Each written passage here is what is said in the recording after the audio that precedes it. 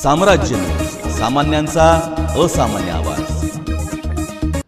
शिवसेना उबाठाचे पक्षप्रमुख उद्धव ठाकरे यांच्या विरोधात सोलापुरात एक संतापजनक प्रकार घडला।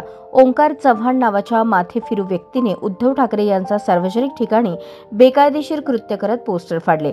या घटनेमुळे शिवसैनिकांमध्ये तीव्र संताप पसरला आहे।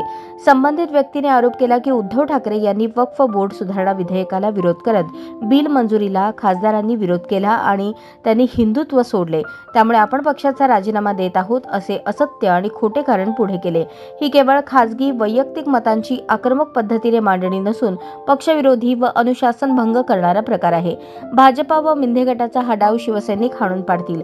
या माथेफिरूवर तात्काळ कारवाई करून अटक करावी, अन्यथा शिवसैनिक त्याला त्याची जागा दाखवतील, असे जिल्हा प्रमुख अजय दासरी यांनी प्रसिद्धीस दिलेल्या पत्रकात नमूद केले।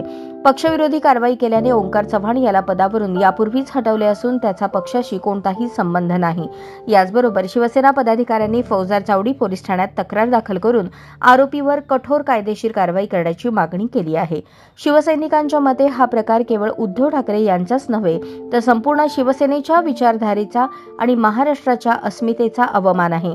पक्ष शिस्त आणि नेतृत्वाचा अपमान सहन केला जाणार नाही, असा इशारा देत शिवसेनेने पुन्हा एकदा आपली भूमिका स्पष्ट केली आहे की हिंदुत्व आमच्या हृदयात आहे, पण द्वेष आणि फोडाफोडीच्या राजकारणाला थारा नाही। यावेळी उपजिल्हाप्रमुख प्रताप चव्हाण, शहर प्रमुख भैया धाराशिवकर, दत्तात्रय बांदकर, विधानसभा प्रमुख दत्ता माने, निवडणूक यंत्रणा प्रमुख शशिकांत बिराजदार, कामगार सेना सचिव अजय खांडेकर, उपशहर प्रमुख चंद्रकांत मानवी आदी पदाधिकारी उपस्थित होते।